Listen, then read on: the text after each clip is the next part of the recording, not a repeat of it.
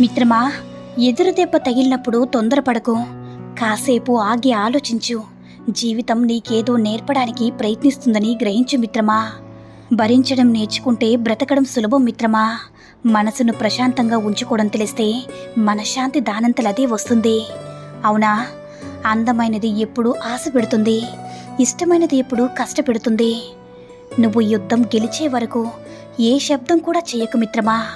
ఎందుకంటే నీ విజయమే ప్రపంచానికి పెద్ద శబ్దమై వినిపిస్తుంది. మిత్రమా, అల వచ్చినప్పుడు తల ఉంచితే ప్రాణం నిలబడుతుంది. గొడవ అయినప్పుడు ఒక్క అడుగు వెనక్కి తగ్గితే బంధం నిలబడుతుంది. ఒక్క క్షణం ఓడినా జీవితాంతం గెలుస్తావని గుర్తుంచుకో మిత్రమా. ఎప్పటి వరకు నువ్వు పనికొస్తావో అప్పటి వరకే తలుచుకుంటుంది ఈ లోకం. అవసరమైనవి ముట్టించిన తర్వాతే వెలిగించిన అగ్గిపులను ఆర్పేసే విసిరేసే పద్ధతి మనది. అవునా మిత్రమా? తెగిపోయిన దారానికి ఎన్ని ముడులు వేసినా అది ముడిలాగే ఉంటుంది, మునిపటిలా అనిపించదు. అందుకే తెంపుకునే ముందు ఆలోచించాలి, అది దారమైనా బంధమైనా. తులం బంగారం అక్కా చెల్లెల్ని విడదీస్తుంది మిత్రమా. గజం స్థలం అన్నదమ్ముల్ని దూరం చేస్తుంది. 3 అంగుళాల నోటు 6 అంగుళాల మనిషిని ఆడిస్తుంది. అరంగుళం నాలుక 6 అడుగుల మనిషిని గాయపరుస్తుంది. చిన్నదే కదని చులకనగా చూస్తే మర్చిపోలేని బాధనిస్తుందని గుర్తించుకో మిత్రమా. జీవితం అనుకుంటే పోయేది కాదు, రాసుకుంటే వచ్చేది కాదు. రంగస్థలంలో నీవు నేను అందరం పాత్రదారులమే. రాసేవాడు పైన ఉన్నాడు, నటించేవాళ్ళు మనతోనే ఉన్నారు మిత్రమా. పూజలు చేసేటప్పుడు దేవుడు వింటాడని నమ్మే మనం ఇతరులకు హాని చేసేటప్పుడు మాత్రం అదే దేవుడు చూస్తాడని ఎందుకు తెలుసుకోలేము? ఎందుకని మిత్రమా? తినడానికి తిండి లేని స్థాయి నుంచి తినడానికి సమయం లేని స్థాయికి వెళ్ళడం కాదు విజయం అంటే. మనం మనశ్శాంతిగా తింటూ మన ప్రక్కన మరొకరికి మనస్ఫూర్తిగా పెట్టే స్థాయికి వెళ్ళడమే అసలైన విజయం అంటే. తండ్రి ఆస్తిని పంచుకోవడం కాదు, తండ్రి సంపాదించి పెడితే డబ్బుని పొందడం కాదు, తండ్రి ఆశయాన్ని కూడా పంచుకోవాలి మిత్రమా. కోరిక కొన్నాళ్ళే బ్రతికిస్తుంది, ఆశ చచ్చేదాకా బ్రతికిస్తుంది. కానీ ఆశయం చావే లేకుండా చేస్తుంది మిత్రమా. నీ మొదటి విజయం ఏంటో తెలుసా మిత్రమా? నిన్ను నువ్వు ప్రేమించుకోవడం, నిన్ను నువ్వు గౌరవించుకోవడం, నిన్ను నువ్వు నమ్మడం. ఇవన్నీ నువ్వు చేస్తే జీవితంలో విజయం సాధించినట్లే మిత్రమా. ఇష్టంతో చేసే పని శక్తిని పెంచుతుంది, కష్టంతో చేసే పని శక్తిని తగ్గిస్తుంది. కాబట్టి చేసే పని ఏదైనా సరే ఇష్టంతో చేయడానికి ప్రయత్నించు. ఓటమి, ఒంటరితనం ఈ 2 జీవితంలో చాలా నేర్పిస్తాయి మిత్రమా. ఒకటి ఎలా గెలవాలని నేర్పిస్తే ఇంకొకటి ఎవరిని నమ్మాలో, ఎలా బ్రతకాలో నేర్పిస్తుంది. జీవిత సత్యం చెప్పనా మిత్రమా?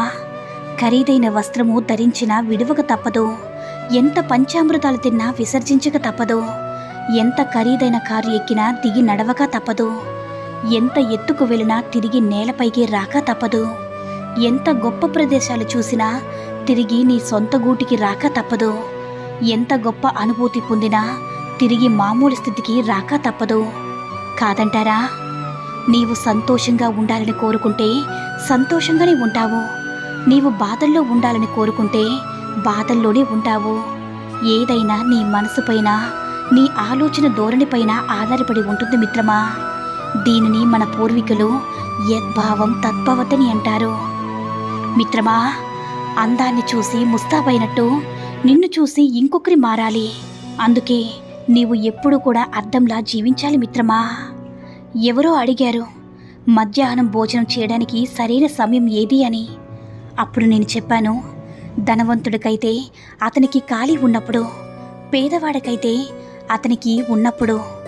కాదంటారా? మన మీద మనకే అసహ్యం వేసే సందర్భం ఏంటో తెలుసా మిత్రమా?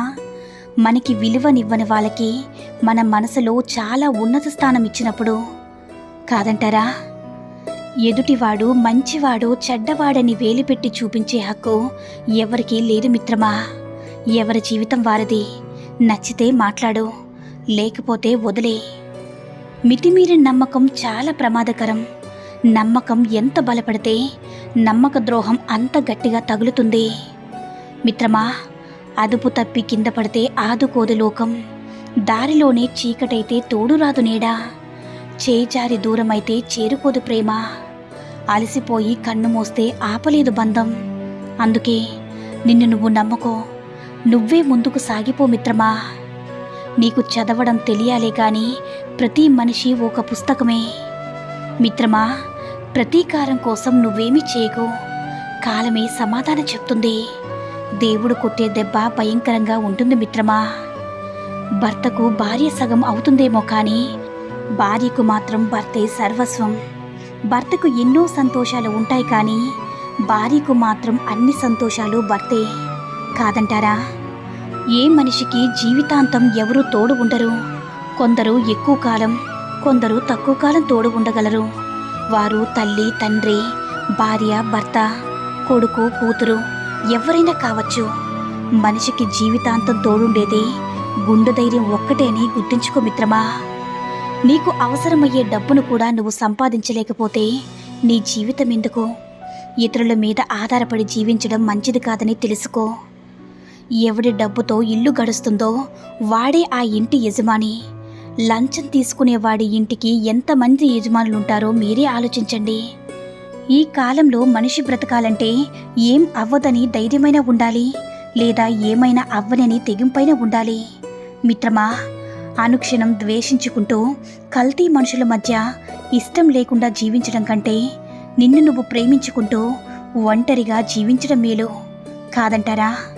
మిత్రమా, ఓర్పు లేని సంసారం, పదుపు లేని జీతం, అదుపు లేని జీవితం గాలిలో దీపంతో సమానం.